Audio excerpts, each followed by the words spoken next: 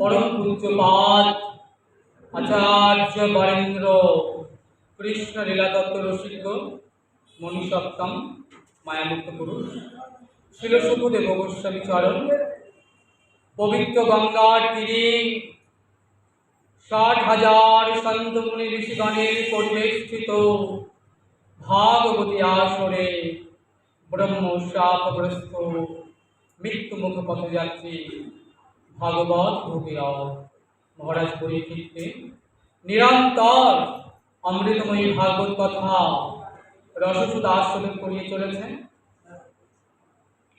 महाराज परीक्षितेर जीवनेर परमय पुঁজি बड़ कम, सप्त दिन सप्त रात्रि कि उपाय करले परे এই স্বল্প সময়ের মধ্যে গোবিন্দ পাদপদ্ম লাভ করা যায়, এটাই মহারাজ পরীক্ষিতের একমাত্র লক্ষ্য। আজকে আমাদের আস্বাদনের বিষয় যম ও নচিকেতা সংবাদ। গৌতম বংশে জন্মগ্রহণ করেন ঋষি অরুণ, আর অরুণের পুত্র হলেন ঋষি দত্তালক, আর দত্তালকের পুত্র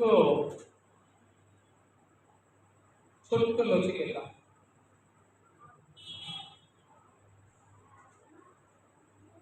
তো ঋষি দত্তালক তিনি একটি যজ্ঞ করছেন। এই যজ্ঞের নাম হলো বিশ্বজিৎ যজ্ঞ।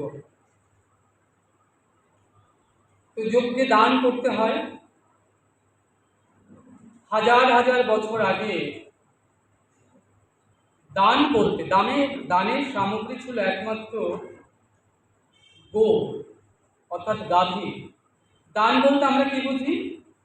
অর্থদান, অন্নদান, বস্ত্রদান, কন্যাদান। কিন্তু আজ থেকে হাজার হাজার বছর আগে দানের একমাত্র সামগ্রী ছিল গো অর্থাৎ গাভী। গাভী দান করা হতো। তাই ঋষি দান করবেন বলে তিনি গাভী আনিয়েছেন।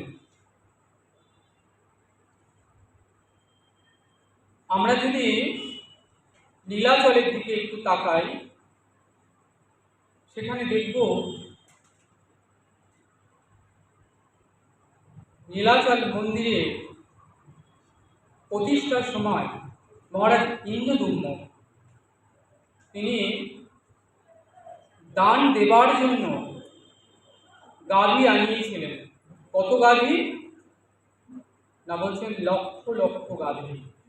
যে গাভী খুঁড়ে সঞ্চালনে সেখানে ধীরে ধীরে একটি সরোবর তৈরি হয়ে যায় এবং গাভীর গোচনা দ্বারা সেই সরোবর পরিপূর্ণ হয়।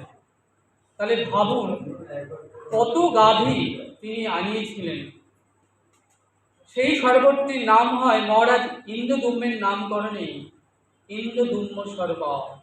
যারা শ্রীক্ষেত্র গিয়েছেন পুরীধামে, মন্দিরের পেছনে অদূরেই রয়েছে সেই ইন্দ্রদুম্ন সরোবর। তো ঋষি দত্তালক তিনি যে বিশ্বজিৎ যজ্ঞ করছেন, এই যজ্ঞে তিনি দান দেবেন। কি দান? না, গোদান দেবার জন্য তিনি প্রচুর গাভী আনিয়েছেন। তো ঋষি পুত্র ছোট্ট নচিকেতা তিনি ঘুরে ঘুরে পিতার যজ্ঞস্থল পরিদর্শন করছেন। তিনি ঘুরতে ঘুরতে দেখছেন যে পিতা এই বিশ্বজিৎ যজ্ঞে দান দেবেন বলে যে গাভীদের আনিয়েছেন তারা অতিশয় রুগ্ন, হাড় মাংস তাদের এক হয়ে গিয়েছে, তাদের চলবার সামর্থ্য নেই, বাটে দুগ্ধ নেই, নিজেরা জল পান পর্যন্ত করতে পারছেন না, এতটাই রুগ্ন গাভীগুলো। ছোট্ট নচিকেতা মনে মনে চিন্তা করছেন পিতা দান দেবেন বলে তিনি যে গাভী আনিয়েছেন, কাদের দান দেবেন? না যারা যজ্ঞস্থলে এসেছেন, ঋষি মুনি, ভক্ত, ব্রাহ্মণ, তো তারা তো এই গাভীদের হাঁটিয়ে তাদের গৃহ পর্যন্ত নিয়ে যেতে পারবেন না। গাভীদেরকে তাদের কাঁধে করে নিয়ে যেতে হবে। হিন্দু শাস্ত্রে আছে যে জগতের সব থেকে মহৎ পুণ্য কর্ম হলো দান। দানের উপর কোনো পুণ্য কর্ম নেই। এই জগতে যত যত পুণ্য কর্ম আছে, যেমন বললাম গোদান, কন্যাদান, অন্নদান, বস্ত্রদান, অর্থদান, তীর্থে দান, যত দান আছে, সাধুগুরু বৈষ্ণবকে দান, দানের উপরে আর কোনো যোগ্য নেই। তাই জন্য দানকে দান যোগ্য বলা হয়েছে। দান হলো মহতি পূর্ণ কর্মযোগ্য। হিন্দু শাস্ত্রে বারবার সে কথা বলেছেন। তাহলে পিতা একই কার্য করছেন। আমাকে পিতা নিজের ভাবছেন, নিজের সন্তান। তাই জন্য আমার জন্য যে গাভীগুলো পিতা সংরক্ষণ করে রেখেছেন, সেগুলো খুব ভালো ভালো গাভী। সেগুলো বাটির দুগ্ধ দেবে, বেশ হৃষ্টপুষ্ট। আর ওই যে ব্রাহ্মণ, বৈষ্ণব, ঋষিদের যে গাভীগুলো দান করবেন পিতা যজ্ঞস্থলে আনিয়েছেন, তারা তো ভীষণ রুগ্ন। তাই তো নিচে পায়ে দাঁড়াবার সামর্থ্য নেই, বাড়ি দুগ্ধ নেই, জল পান করতে পারছেন না। এই দানে তো পিতার কল্যাণ হবে না, অকল্যাণই হবে। তাছাড়া পিতা যে বিশ্বজিৎ যজ্ঞ করছেন, এই যজ্ঞে পিতার সর্বস্ব দান দিয়ে দিতে হয়, কিছু রাখা চলবে না।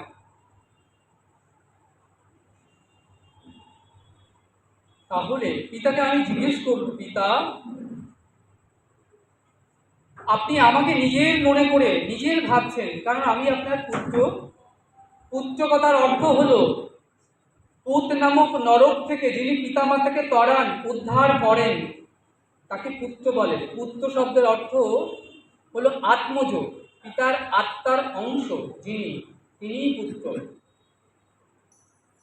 তাহলে পিতা আমাকে আপনি কাকে দিলেন? আমি পিতাকে জিজ্ঞেস করব। নচিকেতা মনে মনে ভাবছেন,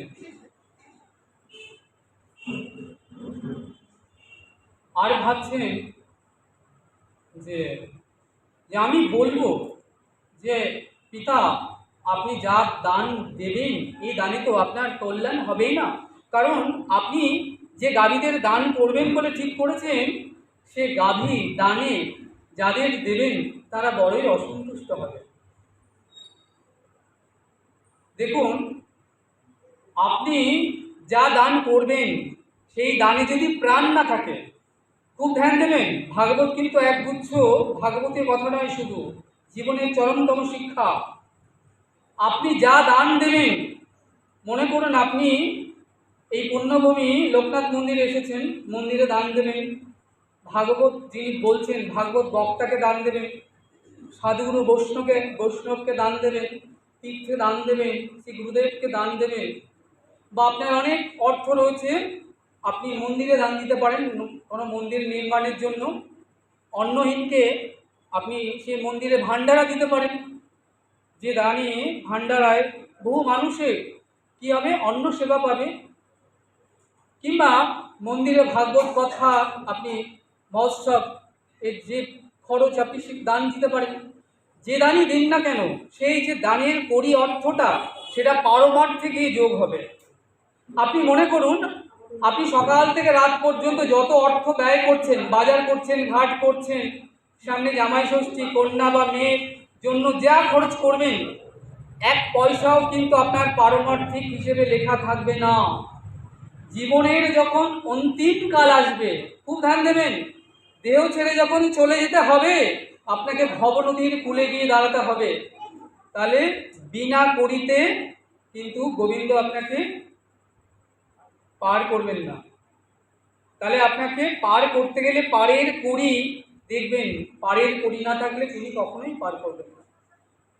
আমরা তো সাধারণত দেখি গঙ্গা পার হতে গেলে, নদী পার হতে গেলে, সাগর পার হতে গেলে টিকিট কাটতে হয়, কড়ি দিতে হয়, অর্থ দিতে হয়, অর্থ না দিলে পার করেন না। তাহলে আপনাদের যে ভব নদী পারাপার হতে হবে, ওপারে যেতে হবে, মায়া নদীর তারান্তিতে, গীতাতে বললেন।